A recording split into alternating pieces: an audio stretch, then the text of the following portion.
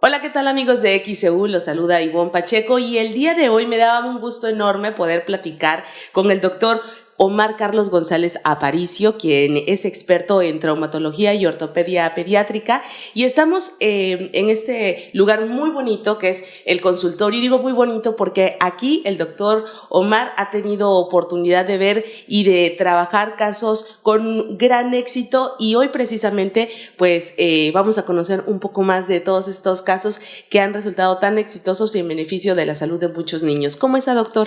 Muy bien, Ivonne Pacheco, te agradezco mucho la invitación y el hecho de que estén acompañándonos el día de hoy. Para mí es muy importante destacar actualmente que la medicina se ha dividido en varias áreas de especialidad, sí, y una de esas áreas de importancia pues es precisamente la traumatología y la ortopedia pediátrica.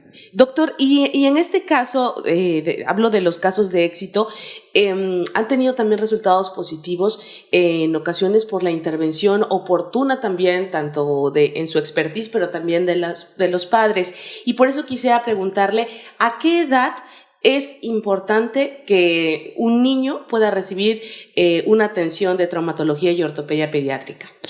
Bueno, aquí es importante conocer que hay algunos casos que requieren la atención del traumatólogo y ortopedista pediatra prácticamente desde que el paciente nace. Okay.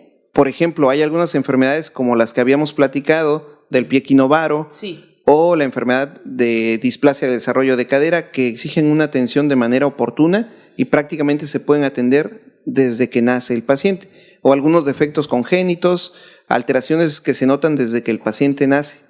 Y hay otro grupo de enfermedades que requiere de una atención y una valoración después de cierta edad. Ajá. En promedio, valorar el desarrollo de la marcha de nuestro paciente, y algunos detalles que van a depender de acuerdo a la patología que queramos tratar, pero sí hacer énfasis en que en algunos casos es importante valorar al paciente desde que nace prácticamente, como la luxación congénita de cadera o el pie equinovaro. Muy bien, es decir, para el desarrollo óptimo de cualquier niño, aún y no presente algún indicio que alarmara a los papás, sería importantísimo que se hicieran una revisión como esta. Pero también, doctor, es cierto que pues conforme van creciendo y desarrollándose los niños, se van observando ciertos aspectos en su desarrollo que pueden llegar a alarmar a los papás. Uno de ellos, doctor, y ya usted como experto me dirá en terminología médica cómo está diagnosticado, por ejemplo, es cuando los niños empiezan a caminar con los pies hacia adentro. Esto entiendo que tiene que ver también con la especialidad que usted tiene. Sí, es algo que valoramos con mucha frecuencia. Obviamente tenemos que considerar en cuenta, para nosotros cada paciente es paciente único.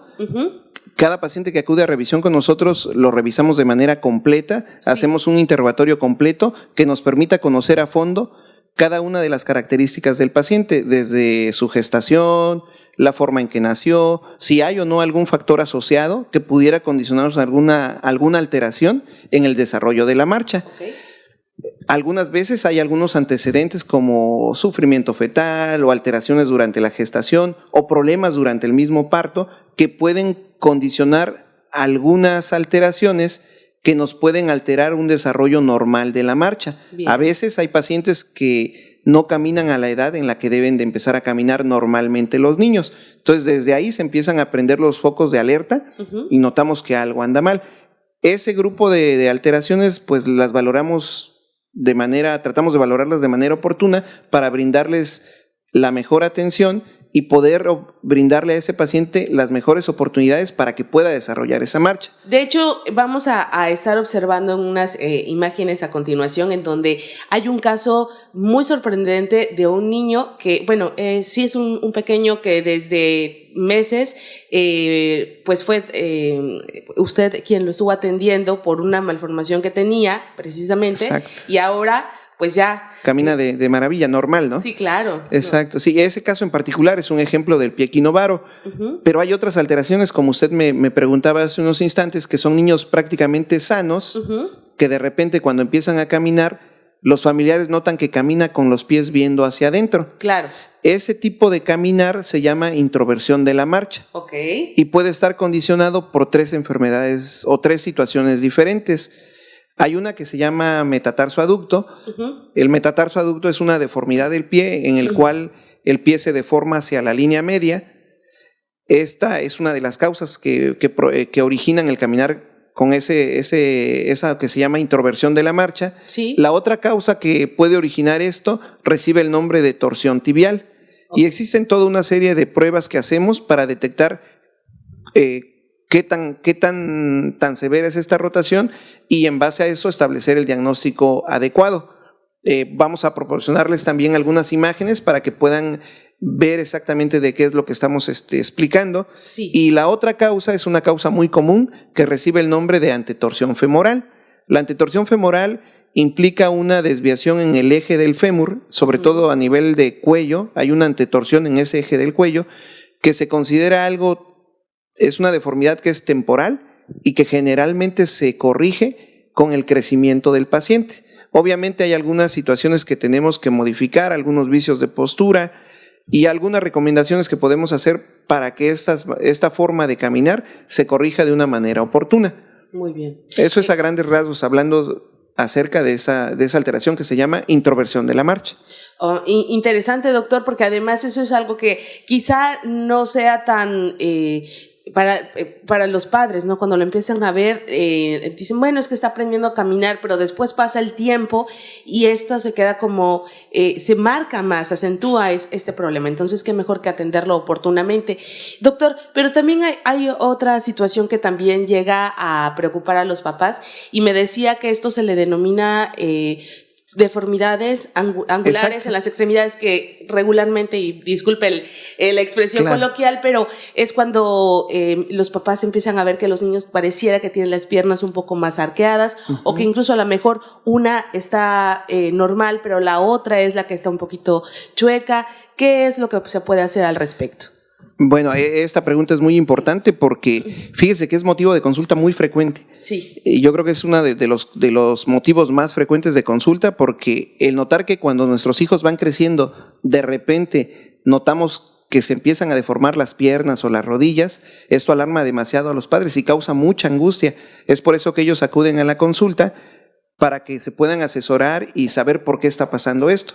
Y aquí es bien importante, como le comentaba hace unos minutos, que cada paciente para nosotros es único. Sí. Hacemos una evaluación completa y investigamos por qué razón se está pasando esas alteraciones o defectos angulares. Existen dos situaciones que se consideran normales. Hay algo que se llama geno varo fisiológico y la otra etapa que se llama geno valgo fisiológico. Okay. El geno varo fisiológico es una etapa por la que atraviesan todos los niños, todos los pacientes en edad pediátrica, generalmente entre el año, una vez que inician la marcha y máximo hasta los 2 años y medio o 3, se pueden ver ligeramente arqueadas las piernas. Esto es algo temporal que se tiene que corregir máximo a la edad de 3 años, sin necesidad de hacer ningún tratamiento. Y a partir de los 3 años empieza una nueva etapa que se llama geno valgo, que es cuando vemos las rodillitas juntas. Y esta situación permanece hasta alrededor de los 7 años más o menos, y a partir de 7, máximo hasta los 11 años de edad, este defecto angular se tiene que corregir. Okay. Hago la aclaración que estas dos deformidades, el geno varo y el geno valgo fisiológico, ¿sí? Fisiológico quiere decir que es algo normal, se va a corregir sin necesidad de hacer ninguna intervención. Okay. Pero existe también un geno varo y un geno valgo que puede ser causado por enfermedades. Por ejemplo, hablando del defecto del geno varo, que es cuando vemos a los pacientes con las piernas arqueadas, coloquialmente se dicen como si tuvieran las piernas de charrito. Sí. Esta etapa es muy notoria, como les comentaba, cuando inician a caminar. Y algunas veces puede estar asociado a enfermedades metabólicas, como algo que se llama raquitismo, que es una alteración donde no se absorbe de manera normal el calcio y el fósforo y provoca que los huesos sean de menos calidad. Y eso deforma la estructura de las extremidades, provoca que se vean mucho más arqueados. Existe otro grupo de enfermedades también que se llaman displasias óseas o alteraciones a nivel de los discos de crecimiento, que también pueden hacer que se vean arqueadas las piernas. Y existe otra muy importante que se llama enfermedad de Blount. Esta va muy asociada a la obesidad. Entonces, actualmente Veracruz ocupa uno de los primeros lugares en obesidad. Sí. Cada vez es más frecuente ver alteraciones angulares asociadas a la obesidad. Entonces, en el caso de los pequeñitos, el tener obesidad y que empezar a caminar de manera muy temprana favorece el que se arqueen las piernas.